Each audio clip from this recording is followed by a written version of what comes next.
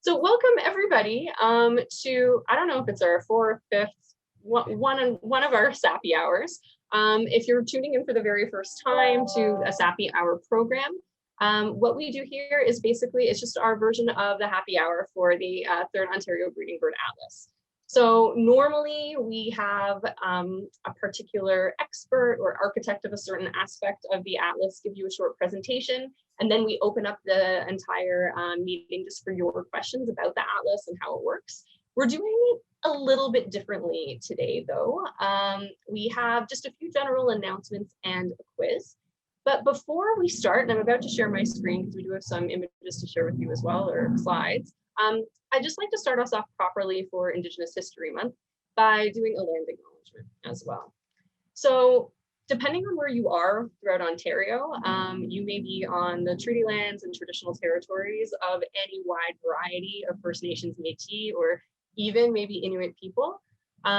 Personally, I'm coming to you from the Greater Toronto area, and the treaty lands and traditional territories I'm on are from a variety of Indigenous groups. In particular, they're the treaty lands of the Mississaugas of the Credit First Nation, as well as other Anishinaabe of the Williams Treaty First Nations. Also, the Haudenosaunee Confederacy, Six Nations of the Haudenosaunee Confederacy, particularly the Seneca, as well as the Huron-Wendat. And now, given that I live in a big city, home currently to many different First Nation, Inuit, and Métis peoples as well. If you are curious, if you don't already know, maybe you do, whose traditional territories and lands you're coming to us from, there should be a link in the chat here to a website called whosland.ca where you can check it out if you didn't already know. So with that, hi again. We're just going to do a couple of housekeeping aspects. You may be coming to us today through Zoom, in which case that's great. We're all here in Zoom together. You can interact with us a couple of ways through Zoom. So you may, if you have kind of a general comment or maybe a link you want to share, if you're having technical issues, you can put that sort of stuff in the chat. However, if you do have a question for our Atlas panel, which I will introduce in a second, please put your specific question in the Q&A section. And you can see all of those options by hovering either at the top or bottom of your screen on Zoom. If you do happen to be joining us today through Facebook, please feel free to just interact with the comment section on that video, and we'll be monitoring that as well, especially for the Q&A section. If you do have any question about the Atlas at any time, don't feel like you need to wait for our official Q&A period of the next hour. Just pop it either in the Q&A section of Zoom or in the comment section of Facebook anytime, and we'll try and get to as many questions as we can. Okay, so with that, I'm just going to share my screen and we'll start to get going. I think I've started in the middle of this presentation. Okay, give me a minute. So looks like we've already covered some of these aspects as well. I'm going to hand it over now to Mike Cadman, and he'll give us a little bit of a window into some of what's going on now with the Atlas and Atlasing opportunities at the moment. Great. Excuse me. Hello, everybody. Thanks, Emily, for the intro, and thank you all for the work you're doing on the Atlas. If you're not yet out there in the field, really encourage you to get out there. We're right at the peak. It couldn't be any better atlasing now. Every bird you see is probably in breeding habitat and doing something to provide data for the Atlas. So really encourage everyone to get out there. Just a few things I wanted to touch on in terms of what's going on at the moment with the project.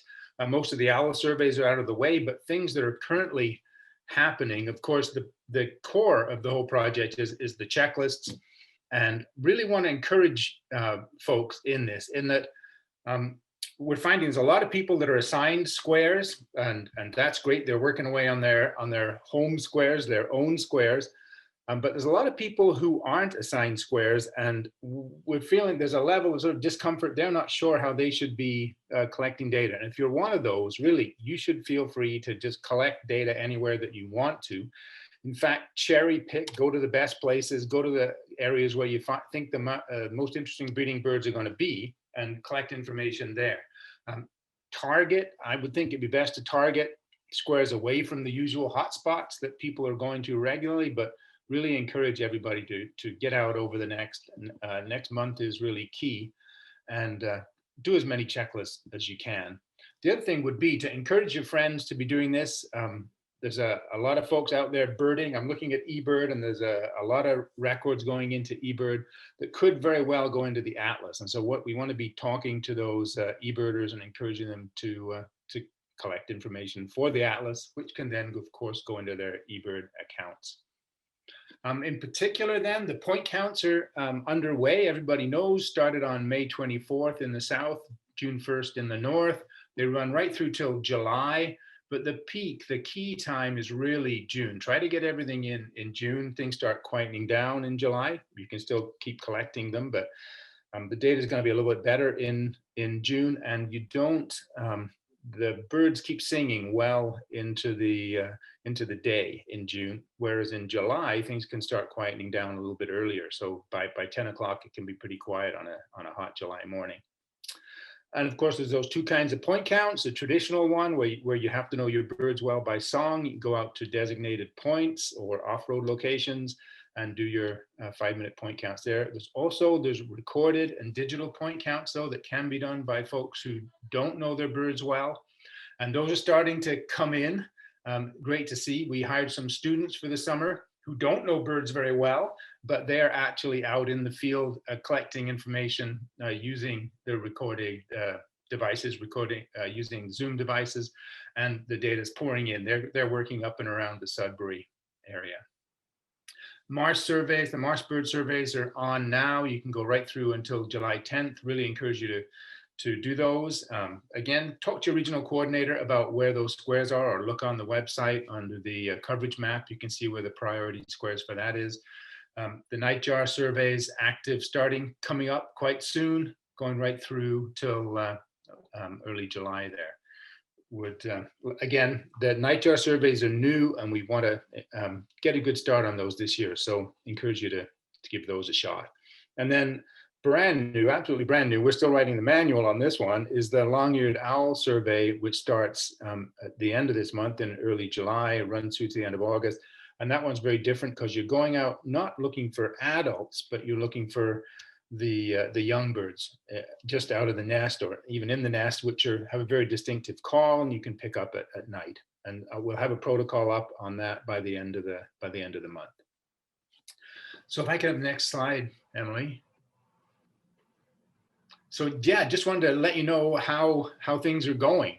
We are doing very well. We've been very pleased at the level of participation. 833 folks have submitted data so far.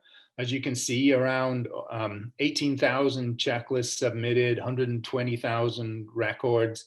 I'm not going to tell you how many species yet because that's in the quiz coming up, but a good level of input right across the province, or I should say in the road accessible part of the province. We decided not to do any volunteer work in the north, so things in the far north are extremely quiet, but there are actually some crews up there, and we do have a lot of work getting the ARUs, those listening devices, out across Northern Ontario, and that work is underway because that can be done in a very COVID safe way. And so we're off to a good start there. If you're interested in seeing these statistics, if you go under the NatureCounts, look under Explore, and then Atlas Data Summary, you can summarize things in various ways, and we'll come back to some of that a little bit later. Okay, next slide, Emily. This is a really good time for me as well, Mike, to realize I forgot to introduce all of you. And I know that the vast majority of people watching are probably, diehard Atlasers who know what's going on. But just so that for those of you who are new and wondering what's going on, the man you just heard from is Mike Cadman, who's the Atlas coordinator. He's actually coordinated all 3 Ontario breeding bird atlases over the years. And we're also joined by Kaylin Bumelis, who's here on your screen, who is the assistant coordinator, who, if you're involved in the Atlas at all, I'm sure you've emailed with her. She troubleshoots everybody's problems and is completely indispensable. And we also have Mike Burrell on our screen as well. And he's the head of the Significant Species Committee and a member of a variety of other leadership committees with the Atlas. So we're in pretty good hands tonight, and you should have all known that. So sorry about that. And we're gonna hand it over to, I think, Mike Burrell to start with just a couple of these announcements. Well, I'm just going to say a little something about the discussion forum. If at the end of the evening you still got questions, you can always email the Atlas address, which will get you to Kaylin, or you can go onto the website. If you go under Get Involved, look under Get Involved on the Atlas website, you can find the discussion forum there, and that takes you to a site where you can pose questions on any topic of interest to you in the Atlas, and you can read questions and answers that have gone before you. So you may find your question has already been answered by somebody. So encourage you to use the discussion forum. I think Kaylin's going to say something about YouTube. Yeah, another useful resource is the Atlas YouTube channel. So all of the Sappy hours that we do are recorded and put on the YouTube channel, but so are many tutorials. So how to submit data, either through the app or through the online NatureCounts portal, how to submit point count data, either the regular point counts or the advanced point counts with the distance bands, as well as how to submit point count data through the app. All of those tutorials are all on the Atlas YouTube page, which is Ontario Breeding Bird Atlas -3. If you're on the Atlas website and you scroll down on the homepage, there also is a little YouTube icon. If you click on that, it'll also take you to the Atlas YouTube channel. All right, and yeah, and I wanted to just say a few words about the Atlas app, NatureCounts app. So there was a big update that came out in the last week or so for both Android and iOS devices. So if you don't have your phone set to auto update your apps, go into your App Store or Play Store and look for the update for that app, NatureCounts, and update. The Android version seems to be working pretty well. There's still a few rare cases of bugs and such that people are reporting, and that's great if we can get reports of those. The iOS version has a few more bugs, it seems, but it seems to be a vast improvement over the previous versions. So please do update. And if you are encountering any issues, any unexpected behavior or bugs, please report those to us on the Atlas website under Get Involved. There's a link to app feedback where you can fill out a form and let us know what it is you're encountering. And that way we're able to have it properly documented and hopefully get it fixed as soon as possible. And I think, yeah, the last one is just the Atlas newsletter. We're going to be sending out kind of a monthly newsletter starting very soon. And so it'll kind of give just recent updates.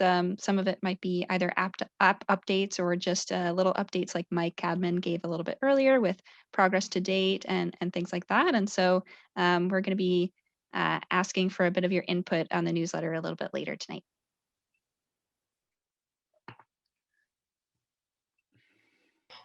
Okay, so that brings us to kind of the fun and one of the fun and interactive parts of tonight, because we didn't have a dedicated speaker, and we wanted to just take on some questions. We see we already have one here already. We wanted to kind of get the juices flowing a little bit with a little bit of a quiz. Now, for those of you who may be alarmed by the word quiz, this is not a bird knowledge quiz or a quiz that you need to have advanced information about atlasing in order to complete. This is a combination of two sorts of questions. Number one, we'll be talking a little bit about, we're going to be asking you questions about how you've been atlasing, certain, the way that you've kind of been interacting with the atlas and what your plans are for atlasing in the future. So those should be easy if you have them already. And we're going to also be doing a little bit of a guessing game about some of the really interesting information that's already been collected to date in this first kind of season of atlasing. So it's very fun, very relaxed, and hopefully it gets you thinking about some of the questions that you might ask the panel. And Mike, I'm gonna start the slides, but you can take. Okay, thanks, Emily. All right, so yeah, we're gonna go through some questions, and you don't have to answer them. If you're on Zoom, you should have the option pop up. If you're on Facebook Live, you won't see that option, but you can type your answer, your guess into the comments if you like. But you're not getting marked on this. Nobody's going to get kicked out of the Atlas if you fail this trivia test. It's just for fun. Okay, so the first question is, which species has been reported from the most squares so far? A, black-capped chickadee, B, Canada goose, C, blue jay, D, red-winged blackbird, or E, American robin. We'll give you a few seconds. And when you see all the answers come in, Emily, you can just close it. Yeah, we're at around 70%. People are rapidly guessing. And I don't see any guesses on Facebook yet. So I would really like some Facebookers to give it a go. Put your answer in. You can always delete the comment if you want to later. We're not going to hold you to it. Okay. Let's close it in 3, 2, 1. And I'll share the results with those of you on Zoom. Overwhelmingly, American robin kind of won. So okay. So American robin had over 50% of the guesses, and that's correct.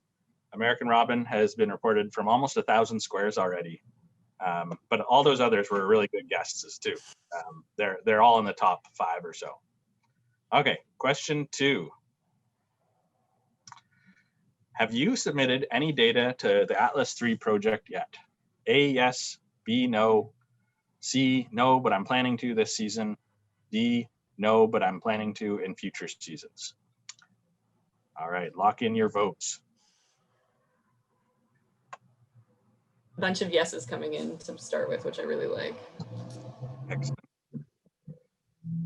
People are much faster this time. We're already at around 80% of participants voting. So let's close the poll. And again, 3, 2, 1.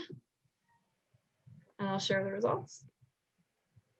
So we have around 85% of people, for those of you on Facebook, who said yes. No one said no, but around 12% said but no, but they're kind of planning to this season, and only 4% said that they were planning on starting next season. Thanks, that's great. All right. Next question.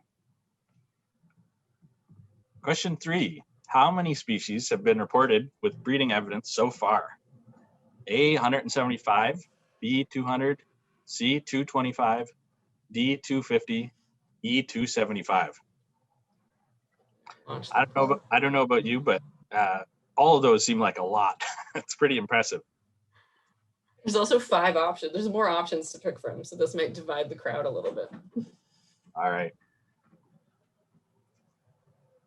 Ooh, it's neck and neck. I can see around 85% of you have voted. Come on, let's get to 100%. There's just a few, 4 of you have to vote. I bet. Hopefully you're at your computers and I'm not just guilting you for no reason. Okay, I am going to end the poll and share the results. And for those of you on Facebook, it's pretty much an even split. It's split equally 3 ways between 175, 200, and 225 with 22% of the vote. And yeah, 19 and 15% of the vote respectively for 250 and 275. So very, very tight. That's a pretty tight, yeah, that's about as close as you could expect. And the correct answer was 225, 231 to be precise. So pretty impressive, I have to say, considering we're only a few weeks into really season 1 of 5. All right, question 4. What type of atlasing have you done or are planning on doing? And this one, we've got a lot of possibilities. So A is general atlasing, B, nest searching, and you can select. Did we build it in that you can select? Yeah, so you can select multiple options. B, nest searching, C, point counts, D, owl surveys, E, nightjar surveys, F, marsh bird surveys, G, I'm not sure if atlasing is for me yet, and I mean obviously you can click them all if you're doing them all. Yeah, there's no button that says I'm doing them all, you'll notice on the quiz, but that's just because you can click them all. So it is kind of an option still. This one's going to take people a little longer, I think, because they have a lot of clicking to do. And again, if you are on Facebook, we are watching the results on Facebook. So please pop it in the chat if you'd like. People are pretty quiet on Facebook so far. Otherwise, we're at around 80% of the vote here. So those of you who haven't voted, get your votes in. And I'm going to start the countdown. So we're going to close the poll in 3, 2, 1. Interesting, very interesting. So for those of you who are watching on Facebook, 97% of people clicked general atlasing, which I guess makes a lot of sense. 66% said nest searching, which is kind of a part of general atlasing. 59% said point counts, which is actually higher than I expected. 45% said owl surveys. Owls are always popular. 28% said nightjar surveys. 34% said marsh birds, and only 3% said that they're not sure if atlasing is for them yet, but hopefully we can win them over. Yeah, and I'm surprised to see nightjar surveys so low, because I've done the nightjar surveys as part of the protocol in previous years, and I have to say it's really fun. It's a really fun evening to go out and in the summer and see some whippoorwills or hear some whippoorwills or see or hear some nighthawks. It's a really fun survey. So don't write it off just yet. Give it a chance. I do it with my mom and dad, and they love it. They're my chauffeurs, and I listen for the birds. It's great if you're a beginner birder, and it's great if you hate getting up early. There's a survey for everybody, right? Okay, what's next here? Question 5. Question 5. Okay, yeah, here we get into which regions are pulling the most weight. So, which region has the most hours logged so far? A, Region 4, Middlesex Elgin. B, Region 18, Muskoka. C, Region 21, Kingston. D, Region 24, Ottawa. Or E, Region 13, Simcoe. And if you don't see your region, that means that we're looking for some more work from you guys. I'm embarrassed for my region, Toronto. We have so many people, and guys, we're so behind if you're tuning in from Toronto. All right, so you should see the option to put in your votes now if you're on Zoom, and if you're on Facebook, please do put your guesses in.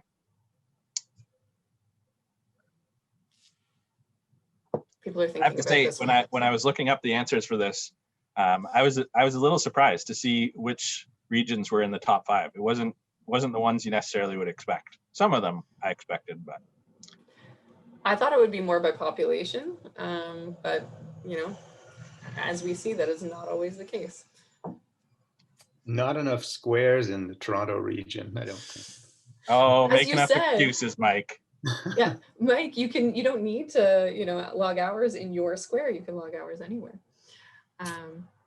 Okay, we're getting really close, everybody. We're at 87% of the vote. So if you haven't put in your guess, you have 3 more seconds to do so. So we're going to close the poll in 3, 2, 1. And I'll share the results with everybody. And for those of you on Facebook, you should know that almost half, 45% guessed Ottawa region. Interesting. Then followed by Middlesex Elgin, 21% voted for that. Followed by Simcoe region, 14%. And that was tied with Kingston at 14%. And then last, people did not expect that the most hours had been logged from Muskoka at only 7%. So yeah, the real answer, you may be shocked to find. Yeah, it is Ottawa. Ottawa, we'll go with Mike's excuse that Ottawa has a lot of squares. Ottawa's got a lot of birders and lots of people doing the atlas. It's really great. But as you can see, there's a lot of effort going into a lot of other regions as well. I was surprised to see Simcoe number 2. So good on Region 13. You guys are doing great. So is everybody else. It's awesome to see all this data coming in. But I mean, let's be honest. You want to be in the top couple. All right, question 6. How are you submitting or planning to submit your Atlas data? A, through the website. B, through the app. C, a mix of website and the app. D, through the app, but I'm waiting until it's fully functional. And E, importing eBird checklists. Lots of options. So we'll give you a chance to lock those answers in. Personally, I think I'm actually using a lot of those options. I was using eBird a lot at first, when we're kind of in the shoulder season before we're really getting in atlasing, and now that we're into like full on atlasing season, I'm straight through the app all the time, and it's saving me the extra step of importing checklists. Sure. Especially now that it's working a little bit better than it did in the past. Yes, that does help too. People are thinking about this one. The vote is definitely slower to come in for question 6 than it was in the past. Yeah, maybe people, you know what, we didn't actually have an option for, I haven't submitted any data yet. That would have been a good one to know. If that's true, maybe put that in the chat, either in Facebook or put it in the chat function here too. But for those of you who have voted, we're gonna close it up pretty soon. So we're gonna close again in 3, 2.5, 2, it's coming in slow, here we go, 1, 0. And I'll share the results for those of you here on Zoom. So most people, for those of you on Facebook, seem to be importing eBird checklists at the moment. That's at 33%. There's a close second that's submitting data through the website at 30%. 17% of people are submitting their data through the app, and then tied at 10% each are a mix of the website and an app, or through the app, but they're holding on and they're waiting till it's fully functional first. Nice. Well, for those people holding on, check out the update to the app, because I can't speak for iPhone because I don't believe in iPhones, but the Android version is great, and I'm having lots of luck with using the Android version. I know there's a few more bugs in the iPhone version, but we're getting closer with it, and certainly for Android, it's been pretty smooth sailing for me, at least. Maybe I've just been lucky. Yeah, he's doing a pitch for getting an Android, but guys, you don't need to listen to him for that. Okay, let's see. Question 7. All right, back to the region head-to-head. So, which region has the most species reported to date?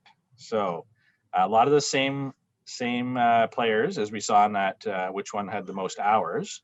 But a few newcomers. So, A is region 13, Simcoe. B is region 21, Kingston. C, region 24, Ottawa.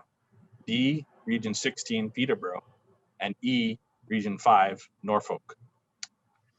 So some good guesses here. Yeah, this is interesting. I forget the answer to this. This is going to be a surprise for me as well. Well, the funny thing is, when I got these answers together last night, it was 1, and then when I checked again this afternoon, the one that's now leading has taken over. So it's neck and neck. There was an upset. Oh my gosh. See, this is why you have to submit your data, everybody. You can do your region proud. Okay, 71% of our participants have voted. I think we can probably do a little bit better than that. Maybe people are just ruminating slightly. So we're going to close it down fairly soon. So get your guesses in 3, 2, I'm going to wait. I'm not going to count down more until I see at least one more vote go in.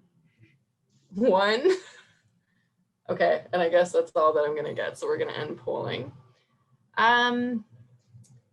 Interesting results. So 33% have said Norfolk. That's the guess that won, Norfolk area, followed by Ottawa, which is a good guess because they have the most hours.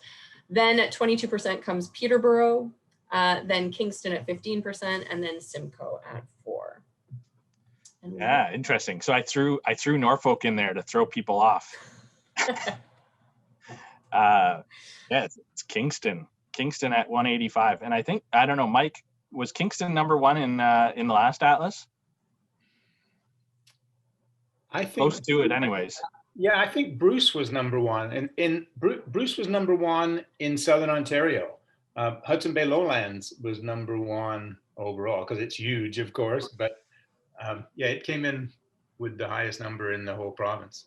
Okay, yeah, so it was Simcoe leading last night, but Kingston pulled ahead in the last 24 hours. Unbelievable. Yeah, still lots of new stuff coming in every day. And if you want to see these up-to-date numbers, Mike told you earlier on, but it's just on the NatureCounts website under Explore, and you click Atlas Data Summary, and there's lots of fun things you can have a look at. And if you've got a friend in a neighboring region, you can have a little friendly competition. We're all supportive of that to get the data increased here. Oh, yeah. Thanks, and Kaylin just popped it into the chat. Awesome. I really like that everybody thought it was Norfolk and they had the lowest number of species. That's people are thinking of migration, I think, for Norfolk. And Okay. everyone underestimated Simcoe, and they were so close. There you go. All right, now we have 2 more questions, and these are individual Atlaser stats. So some impressive individual effort so far. So how many checklists have been entered by the Atlaser who has entered the most? A 400, B 500, C 600, D 700, E 800. It's a lot. But either way, it's a lot. Yeah. And it's nobody on this panel, which I guess has to get us thinking. I'm trying. not. I just can't keep up. You're pretty busy, Mike, I guess, running the Atlas, you know. Okay, some votes are coming in, but I think we can get a few more. Similarly, if you are on Facebook, we see you. We know that you're there, so feel free to put your guess in the chat. And yeah, I'm gonna close the poll pretty soon in 3, 2, 1. I'm gonna share the results on Zoom, but for those of you on Facebook, 42%, the winning number, said 600 checklists, which I guess makes sense because it's kind of the median, it's the middle option. And then followed by 27% for 500, 15% for 700, and 8% respectively for both 400 and 800. So That's like a perfect bell curve, the answer. yeah, exactly. All right, yeah, and the correct answer is 500. Don Sutherland, when I checked, he was at 551. He's probably at like 600 now. You checked yesterday, right? So probably 600 by now. Good job, Don. If you're on, good work, Don. Putting in lots of effort here around Peterborough. The joys of retirement. Okay. He's probably working harder than all of us. It's like Well, definitely a Okay, checklist. Question 9. What's the highest number of squares that any one Atlaser has reported from? Is it A 100, B 150, C 200, or D 250? Again, same comment as the last question. It's a lot.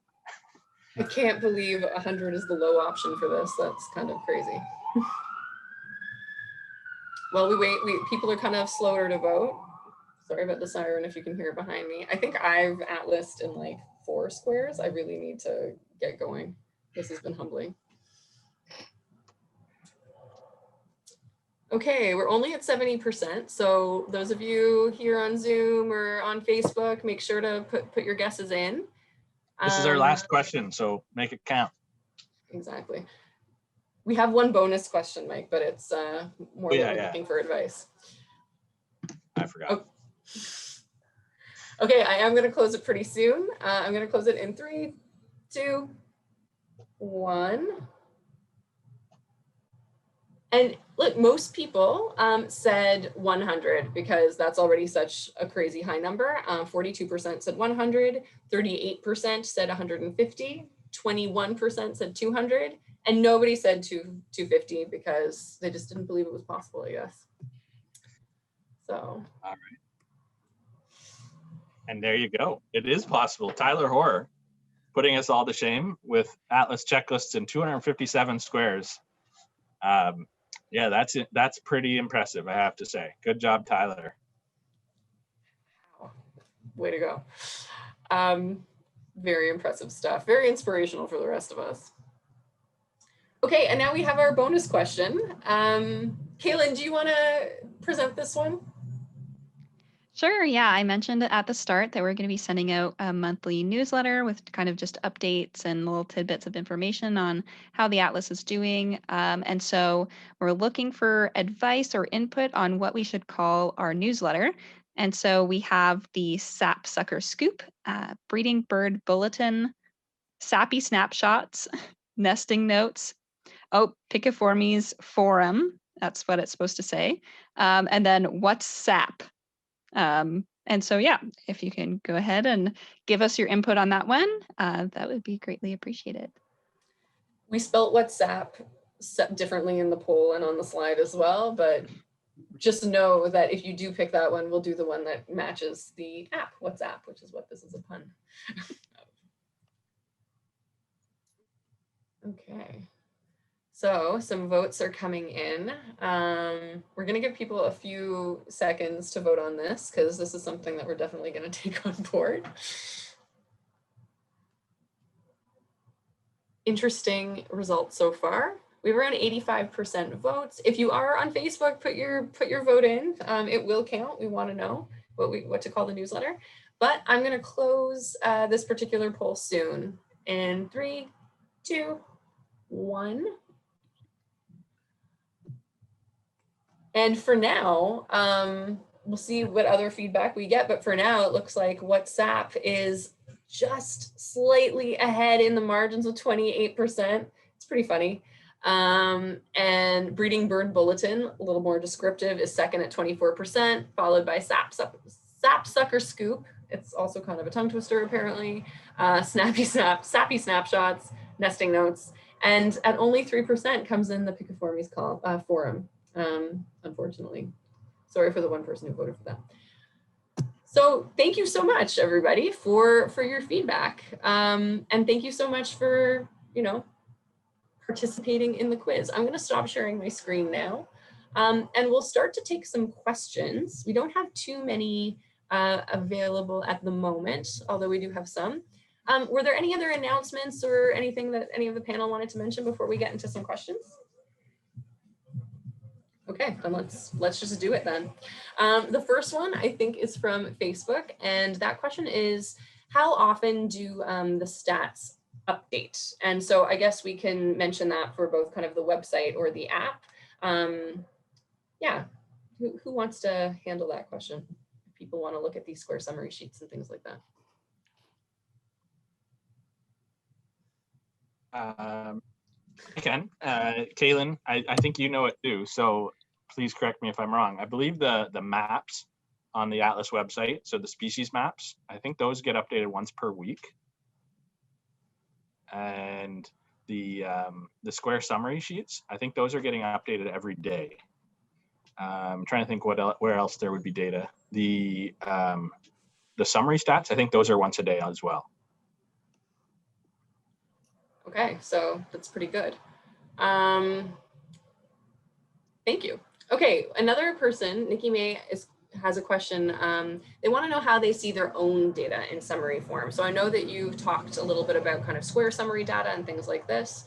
How do people, find their kind of life checklist of birds that they've atlased?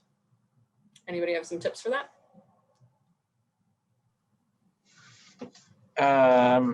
Yeah, so I don't think we have a way to do that actually, to see like your life list. I can't think of it. Anybody else, if you can think of it, feel free to interrupt me. But reading that question in a little more detail, if what you really want is to know, you want to know about upgrading a species breeding evidence, then your best bet is to go to the square summary sheets. So that's just under resources, Atlas Square resources, and then you zoom in on your square, and it will give you an option to open a square summary sheet, and that will show you for that square what's the highest breeding evidence so far in this atlas for a given species. So it's not just your data, it's everybody's data for that square. So if you go in and you say, okay, I see, American robin, highest breeding evidence in this square is territory. So there, you can go target that one and go try to find a nest. So if that's really what you want to do, that's the best way to do it, I think. But yeah, I think that's a good suggestion, though. Something that would be nice to have is a little more personal memories. Yeah, I was thinking the same thing, Mike. We need to get that on there. How did you do it in previous atlases, Mike? People just kind of kept their checklists and they listed them out and. Previous atlas. On the first one, yeah, you carried around one card for the whole summer until you had it right in front of you. It was no problem. Yeah, you couldn't do it nearly as you couldn't summarize things nearly as conveniently as you can now, but that the one question someone asked was the one thing we hadn't prepared for. So It always seems to. So thanks, Nikki. This is something that we'll try and maybe implement, or things to kind of think of as updates continue to happen. Yeah. I was just going to say, you can see like how many species you've seen, but not exactly what species they are. So if you go to the data summary, you can see participant statistics. You can see how many hours you've done, how many species, and that sort of thing. But it just doesn't go into any further detail than that. And that's how we got the quiz answers for tonight. So there you go. Okay, another one from Nikki as well. Someone says, if a friend tells you, this is something that came up at our last volunteer committee meeting, actually. So if a friend tells you about a nest location, or somebody who maybe isn't an atlaser, can you enter their information, or do you need to go and observe, the nest or the bird yourself in order to input data? Can you put data in for others, is how I'm reading this question. Does anybody want to handle that one? Kaylin, I know you have some advice on that. Yeah, so I guess one thing is that you need to be sure that what you're entering, if it's your friend and you're trusting them and all that sort of stuff, then that's kind of the first issue, is just making sure that this data is correct. There is an option on NatureCounts to add an additional observer. And so you could potentially do it that way by adding their name, or potentially encouraging them to create a NatureCounts account, but that's obviously a bit more labor intensive. So you could even create an account for them if they're a really good friend of yours. And if they're kind of a one-off, somebody who has no interest in birds, but they saw something interesting, I mean, maybe you would want to get out there yourself. Anyway, yeah, I don't know if we're encouraging, accounts to be made for people who are probably never going to enter in another record, but lots of ways to handle it. Anything else to add for that, or should we go to the next one? Let's just say one other option is to send it on to the RC for the region, and they could create like a sort of generic account for the region. So Emily, you could go and create a Toronto region Atlas account, and you as an RC could be in charge of entering sort of one-off records like that. It's another job for RCs, so it's sort of like last resort, but that is an option, especially if it's going to happen regularly. That's good advice. One more question here, and we're running low on questions, guys, so please do get them in. Mark Johnson said that he wrote one of the species accounts for the second atlas, which is great, and he loved the experience. He wrote Great Gray Owl, which is a really good one. Are there any thoughts yet? I know it's very early on, and we still have to collect many years of data before we get to this point, but do you think, Mike Cadman, that we're going to follow a similar route? Do you think that there may be the possibility that atlasers will be asked to help with any species accounts? Oh yeah, I do expect we'll be following quite a similar route. We haven't actually decided yet that we're definitely doing a book. If we don't do a book, we'll still be doing a species account, though, in the same way that some of the other recent atlases have done. I don't know if you've seen the Manitoba Breeding Bird Atlas, but instead of a book, they did a website, and they've got the same sort of detailed species accounts. And the nice thing is it gives you option of using many different maps. So there's a lot of things you can do with a website you can't do with a book. And so, yes, but we will definitely be looking for expert atlasers to help write those accounts.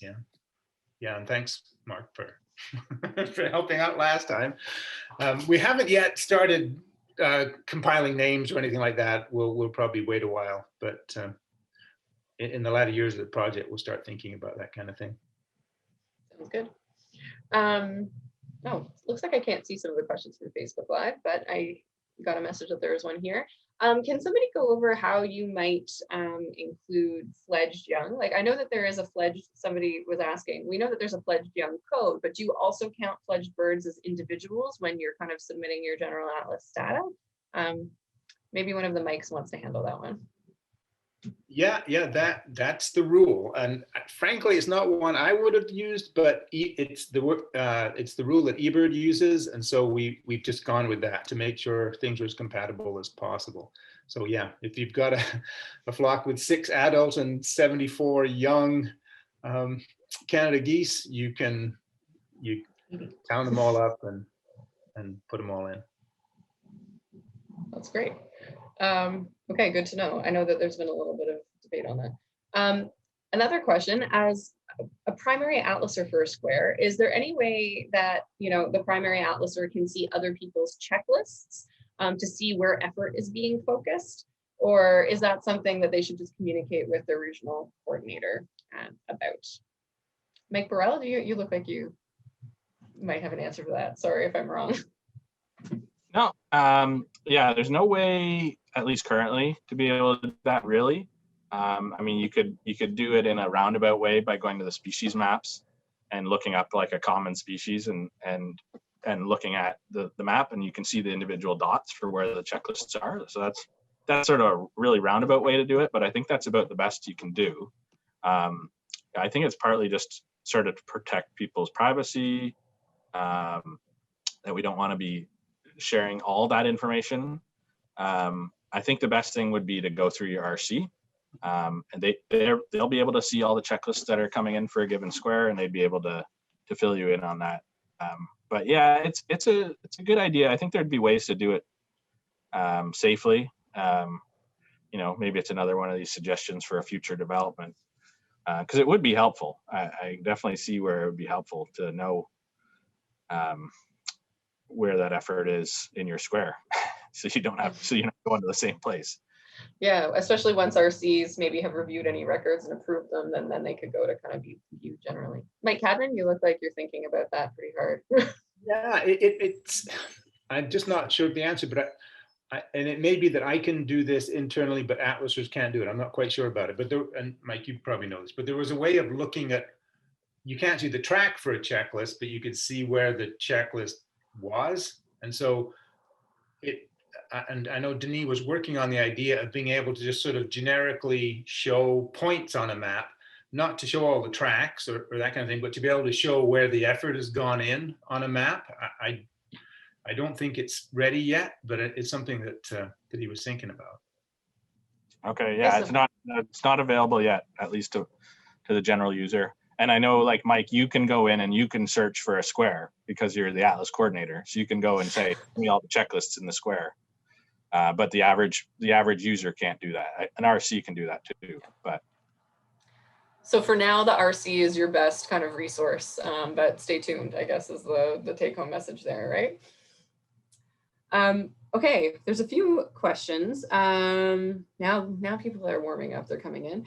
So is there any issue, is there any problem with submitting repeat records? So say T for territory, breeding code, for the same species in the same location multiple times? Is it helpful at all or not helpful at all? Any advice on that? Yeah, I think it's worth doing. That's the standard approach we hope people will follow. If you know it's a territorial bird and you do lots of checklists there, just tap T every time you enter it would be helpful. Certainly can't hurt. Okay. Lynn Richardson had an interesting question too, maybe for you, Mike Cadman, as well. That's just about, this was a really interesting year. People weren't sent up north. I know we've had this question a number of times, but is there any discussion about maybe adding another year of surveying to the Atlas period, or is this something that you're just going to see how it comes out in the wash at the end of 5 years and decide then? Yeah, I think it's more the latter.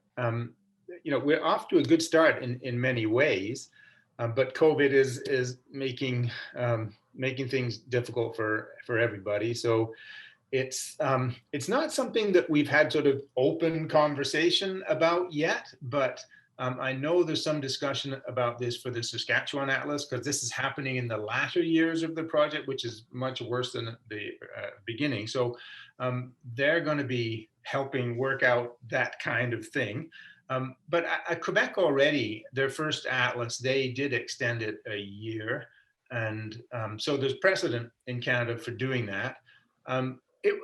As Emily says, though, I think it'll depend on how well we're doing in relation to our objectives. If we've met them all, we can see at the end of year 3 or 4 that we're going to get there, then we'll probably stick with the 5. But if we can see that the extra year would be really useful, we'll probably give that some serious consideration. But at this point, it's sort of an open question.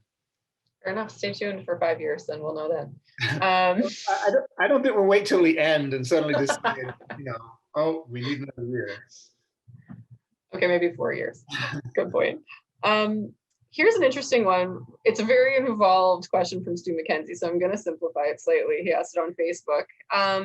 Stu wants to know, and this maybe we'll start with Mike Cadman on this because you have the benefit of a number of atlases under your belt. What are some top species that we should strive to confirm this time around that have rarely or never been reported before in Ontario? What are some kind of wants in terms of breeding evidence that we would like this time? Can you think of any? Oh, well, I'm sure Mike. You wanted 10. I'm not going to make you. Well, we should actually have that as a poll. Like, what 10 would you like to see confirmed? 10, I'm going to have a hard time coming up with 10. But things like black vulture sort of leap to mind. I'm sure there's other southern stuff creeping up that will eventually settle in the province that we'd like to get more on. I don't know. In fact, I'd probably turn that around to Stu and ask him what he has in mind, because I'm sure he has. He's thinking of something for sure. And I'm sure regionally, like pelicans in the south, like there are certain, but it would be hard. It's a lot harder when you get all of Ontario in that picture to answer that. He's saying fish crow and little gull in the Facebook chat there. Yeah, Makes certainly. sense. Yeah, well, I got a few on my wish list. So black vulture, neotropic cormorant. There's a nest just across the Lake St. Clair in Michigan right now. White-winged dove and Eurasian collared dove. I'd be shocked, to be honest, if those don't breed in the next 5 years. Fish crow, black-bellied whistling duck. It's sort of a longer shot, but they've really spread north in the last couple decades. It's not as crazy as it sounds. And snow bunting. There's the evidence for snow bunting, I think, in Ontario is a pretty old record of pretty old fledged young. So it'd be nice to really nail that down. It's probably unlikely now. It's probably less likely now than it was 30 or 40 years ago with the way stuff's shifting in the north. But there's my wish list. Snow bunting, that's a good. I saw a nest in Nunavut a few years ago, and it's a pretty cool nest too. So Ontario would be good. Mm-hmm. Oh, lots of suggestions. Marcy Jacqueline says, okay, there's Mississippi kite, Stu says as well. But we only have a few minutes left. We have, just around 10 minutes. One other question. Okay, this is one from anonymous attendee. Hello, anonymous. They say this might require some clarification on breeding codes for them. So they say this: if I understand correctly, breeding codes are ranked from lowest to highest. If so, why is NY, business with young, the strongest evidence? I thought that it would be chronological throughout the season, same as an eBird. Can anybody give just maybe some generalized advice on kind of, higher versus lower codes and kind of confirmed versus possible, probable breeding? Does anyone want to give breeding codes in a nutshell? Well, yeah, it's basically the strength of the evidence that the bird bred in that square. And so, nest with young is highest because there's no doubt whatsoever that bird nested in that square.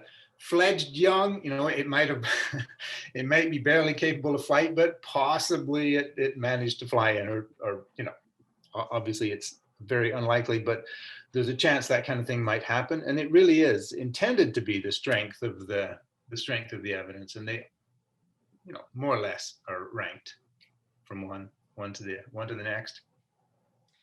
And similarly to that, then, Mike, I mean, there's probable, possible, confirmed. Is John Crawford here, and I think I know the answer. Is there a hierarchy of those codes within each of those? Yeah. Yeah, absolutely. Yes. So yeah, it goes from X to possible to probable, confirmed. Those are all ranked. And then within each of those categories, they are also ranked in the order that they appear on the website there or in the manual. Okay. Sounds And so, good. yeah, you should, if you have, like with probable breeders, pair is the weakest, and you can just work right through to territory and visiting probable nest sites and agitated behavior and brood patch and even nesting for some of the birds where nesting doesn't confirm it. Okay. Another question, again about codes, is, can you count egg shells as BE? Now, I know that Ian didn't mention this, but there's a number of reasons you might find shells in a nest. One is the young have hatched, the other is predation. If you don't know the situation, what should you put as a breeding code if you find some eggshells? And you know what bird it's from without a You're doubt. absolutely sure what it is. Mm-hmm. Well, I guess nests with eggs would be there. It clearly had nests with eggs at one point, so. Okay, there you go. Let's see. Another question. What about the NU code, Mike, for that? Oh yeah, of course. I haven't used it's early in the season. I haven't thought about use nests, but yeah, that would be a good one because it's either used nest or eggs. So yeah. I wouldn't have thought of using NU for that because I thought I would have. Anyway, that's good to know. So is it that you can go either way depending kind of on the circumstances of the nest, would you say? I think either would be fine. Clearly there were eggs there if you've got eggshells. So okay. Speaking of the use nest code, another question about it. When can we start using it? We weren't allowed to use it kind of at the beginning of the Atlas period in the wintertime because the nests were used the previous breeding season. Yeah, can you talk about when we can start? Well, yeah, any nest that was built this year or was used this year is fine. I don't know what else to say. It's a big stickness and that kind of thing. They'll stick around for a long time, and unless you've got strong evidence that they were actually used this year, then you can't really use them. Yeah, that's fair. So for particular types of nests that persist a really long time, just maybe make sure that it was actually used within the atlasing period. I think that's the thing to watch out for. Yeah. Old oriole nests hanging around and that kind of thing. Like obviously, if there's a dried out shell of a nest from last year, don't record it yet. Wait till there's a fresh one. That is fair. Okay, here's another one that I think is interesting. So if an adult bird is observed carrying food into a nest hole or a nest box, is it safe to assume that it's to feed young, even if you can't hear any young? And what code would you use? And can you talk about if there's any, you've talked about this in some of the quizzes, but there are certain circumstances where adult birds carrying food is not evidence of them going to feed nestlings. Can you explain a little bit about that? Yeah, I think I'm gonna let Mike try this one. Okay, yeah. So the first part of that question, if you see a bird carrying food and it's disappearing into a nest box or a nest, then I would say that's pretty safe to call that CF, adult carrying food for young. So I think you're in the clear there. There are some birds, and if you're entering your data either through the website or the app, and this is one of the reasons we want you to use the app or the website as opposed to eBird, we have these built-in warnings. So if you enter the CF code for something like a tern, which regularly carries food, not necessarily to bring for its young, like they'll carry food for other reasons than feeding their young. So if you try to enter CF for a species like that, then you'll get a warning in the app explaining that, for this species, this isn't really a good code to use. So I'm not capable of listing all those species right here, and you wouldn't want to hear them. But if you're using the app or the website to enter your data, you'll come across those when they happen. And if you're using eBird and importing it to the Atlas, when you do that, you run your data through those checks, and so you should get that warning pop up at that point anyway. So yeah, terns are the one that's coming to mind most for me. Thinking about corvids as well, sometimes carry food. Yeah, Yep. osprey. Yeah, that one gives you a warning. So I remember I tried to use it for a raven back in like February. Yeah, well, that would do it. Okay, so I am really sorry we're at 8 p.m. I'm really sorry to everybody whose questions we didn't get to, and I'm sorry if I didn't see your Facebook questions right away. They were a bit delayed for me. You guys started out slow, but there were quite a few questions by the end, so we appreciate those a lot. If you didn't get your question asked here and now, there's still the wonderful discussion forum available to you. And so please feel free to go there and kind of keep discussions and questions going there. Any other kind of closing remarks from any of the panel before we say goodnight? Happy atlasing. Yeah, get out there and enjoy yourselves and take advantage of things opening up a little bit with COVID. Don't go to the far north, but otherwise. You have a bit more leeway now. You don't have to atlas exactly where you live, so that should open things up just in time, right? Mike, Yeah. As long as you're following your regional guidelines. Okay, thanks everybody for coming tonight, and hopefully we'll see you at another Sappy Hour before the breeding season and the nesting season ends. So have a great evening and see you next time. Bye. Hi, everyone.